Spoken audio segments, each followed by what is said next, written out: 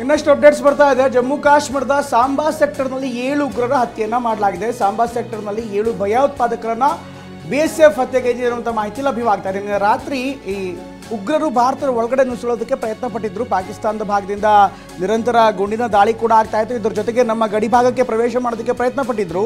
ಈ ಲಾಭವನ್ನು ಪಡೆದು ಕಾಶ್ಮೀರದಿಂದ ಅಂದರೆ ಆ ಗಡಿ ಭಾಗದಿಂದ ಭಾರತಕ್ಕೆ ಎಂಟ್ರಿ ಕೊಡೋದಕ್ಕೆ ಪ್ರಯತ್ನ ಪಟ್ಟಿದ್ರು. ಆದರೆ ಈ 7 ಉಗ್ರರನ್ನ BSF ಹೊಡೆದುರುಳಿಸಿದೆ ಅನ್ನುವಂಥ ಮಾಹಿತಿ ಲಭ್ಯವಾಗ್ತಾ ಇದೆ. ಸಾಂಬಾ ಭಾಗದಲ್ಲಿ ಭಾರಿ ಪ್ರಮಾಣದಲ್ಲಿ ಶೆಲ್ಲಿಂಗ್ ಆಗ್ತಾ ಇತ್ತು, ಭಾರಿ ಪ್ರಮಾಣದಲ್ಲಿ ಗುಂಡಿನ ದಾಳಿ ಕೂಡ ಆಗಿತ್ತು. ಇದರ ಜೊತೆಗೆ ಇನ್ಫಿಲ್ಟ್ರೇಷನ್ಸ್ ನೇರವಾಗಿ ಭಾರತದ ಗಡಿಯೊಳಗೆ ನುಗ್ಗೋದಕ್ಕೆ ಅನೇಕ ಉಗ್ರರು ಕೂಡ ಪ್ರಯತ್ನವನ್ನು ಪಟ್ಟಿದ್ದರು. ಈಗ ಭಾರತೀಯ ಸೇನೆ 7 ಉಗ್ರರನ್ನು ಹೊಡೆದುರುಳಿಸಿದೆ ಅನ್ನುವಂಥ ಮಾಹಿತಿ ಲಭ್ಯವಾಗ್ತಾ ಇದೆ. ಉರಿ, ಸಾಂಬಾ ಸೇರಿದಂತೆ ಬಾರಾಮುಲ್ಲಾ ಸೇರಿದಂತೆ ಈ ಭಾಗದಲ್ಲಿ ನಿನ್ನೆ ರಾತ್ರಿಯಿಂದಲೂ ಕೂಡ ಉದ್ವಿಗ್ನತೆ ತುಂಬ ಜೋರಾಗಿದೆ. ಪಾಕಿಸ್ತಾನ ತೀವ್ರವಾದಂಥ ಶೆಲ್ಲಿಂಗನ್ನು ಕೂಡ ಮಾಡಿತ್ತು. ಭಾರತದ ಅನೇಕ ಗಡಿ ಗ್ರಾಮಗಳನ್ನು ಟಾರ್ಗೆಟ್ ಮಾಡಿ ಕೂಡ ದಾಳಿ ಮಾಡಲಾಗಿತ್ತು. ನಾಗರಿಕರನ್ನು ಟಾರ್ಗೆಟ್ ಮಾಡಿ ಪಾಕಿಸ್ತಾನ ಅಟ್ಯಾಕ್ ಕೂಡ ಮಾಡಿತ್ತು. ಇದಕ್ಕೆ ಉತ್ತರವಾಗಿ ಭಾರತದ ಸೇನಾಪಡೆಗಳು ಕೂಡ ಆರ್ಟಿಲರಿ ಶೆಲ್ಲಿಂಗನ್ನು ಆರಂಭ ಮಾಡಿವೆ. ಇಬ್ಬರು ನಡುವೆ ಅಂದರೆ ಪಾಕಿಸ್ತಾನ ಮತ್ತು ಭಾರತದ ನಡುವೆ ತೀವ್ರತರವಾದಂಥ ಶೆಲ್ಲಿಂಗ್ ಆಗಿತ್ತು.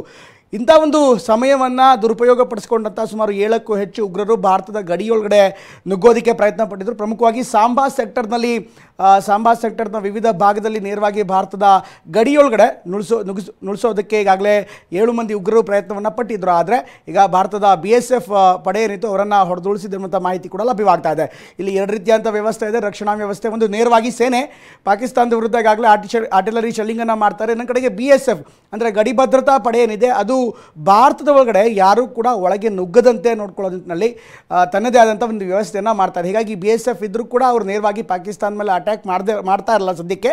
ಅದರ ಬದಲಾಗಿ ಆರ್ಮಿ ನೇರವಾದಂಥ ಹೊಣೆಗಾರಿಕೆಯನ್ನು ಜವಾಬ್ದಾರಿಯನ್ನು ಹೊತ್ಕೊಂಡಿದೆ. ಪಾಕಿಸ್ತಾನದ ಗಡಿ ಭಾಗದಲ್ಲಿ ಭಾರತದ ಸೇನೆ ಏನಿದೆ, ಸೇನೆ ನೇರವಾಗಿ ಆರ್ಟಿಲರಿ ಶೆಲ್ಲಿಂಗನ್ನು ಮಾಡ್ತಾ ಇದ್ರೆ, ಇನ್ನು ಗಡಿ ಭದ್ರತಾ ಪಡೆ ಏನಿದೆ ಭಾರತದ ಗಡಿ ಕಾಯುವಂಥ ಪರಿಸ್ಥಿತಿಯನ್ನು ಆ ಒಂದು ಅವಕಾಶವನ್ನು ಬಳಸ್ಕೊಳ್ತಾ ಇದೆ. ಯಾಕೆಂದರೆ ಈ ಒಂದು ಅವಕಾಶ ಇಬ್ಬರ ನಡುವೆ ತುಂಬ ತೀವ್ರತರವಾದಂಥ ಕದನ ಆಗ್ತಾ ಇದೆ. ಈ ಕದನದ ಪರಿಸ್ಥಿತಿಯನ್ನು 7ಕ್ಕೂ ಹೆಚ್ಚು ಉಗ್ರರು ದುರುಪಯೋಗ ಪಡಿಸ್ಕೊಂಡು ಭಾರತದ ಒಳಗಡೆ ನುಸುಳೋಕೆ ಪ್ರಯತ್ನವನ್ನು ಪಟ್ಟಿದ್ರು. ಆದರೆ ಅದನ್ನು BSF ಈಗ ವಿಫಲಗೊಳಿಸಿದೆ ಅನ್ನುವಂಥ ಮಾಹಿತಿ ಕೂಡ ಲಭ್ಯವಾಗ್ತಾ ಇದೆ. ಮತ್ತು ಇದಕ್ಕಿಂತ ಹೆಚ್ಚಾಗಿ ಕರಾಚಿ ಬಗ್ಗೆ ಏನಾಯಿತು ಅನ್ನೋದು ಕೂಡ ಅತ್ಯಂತ ವೆರಿ ಇಂಪಾರ್ಟೆಂಟ್. ಯಾಕೆಂದರೆ ಪಾಕಿಸ್ತಾನದ ಲೈಫ್ ಲೈನ್ ಇದೆ ಕರಾಚಿ. ಯಾಕೆಂದರೆ ಕರಾಚಿ ಪಾಕಿಸ್ತಾನದ ಬಹುತೇಕ ನಗರಗಳಿಗೆ ಅಲ್ಲಿನ ಆಯಿಲ್ ಸಪ್ಲೈ ಇರ್ಬೋದು, ಅಥವಾ ಸಾಮಾನು ಸರಂಜಾಮುಗಳ ಸಪ್ಲೈ ಇರ್ಬೋದು, ಅಥವಾ ಇನ್ನಿತರ ಫೆಸಿಲಿಟೀಸ್ಗಳೇನಿರುತ್ತೆ ಅದೆಲ್ಲವೂ ಕೂಡ ಕರಾಚಿ ಪೋರ್ಟ್ನಿಂದ, ಕರಾಚಿ ಬಂದರ್ನಿಂದ ಹೋಗುತ್ತೆ.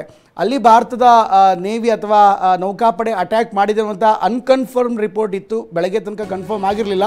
ಏನಾಗಿದೆ ನೋಡಬೇಕಾಗುತ್ತೆ. ಇನ್ನಷ್ಟು ಅಪ್ಡೇಟ್ ಬರ್ತಾ ಇದೆ.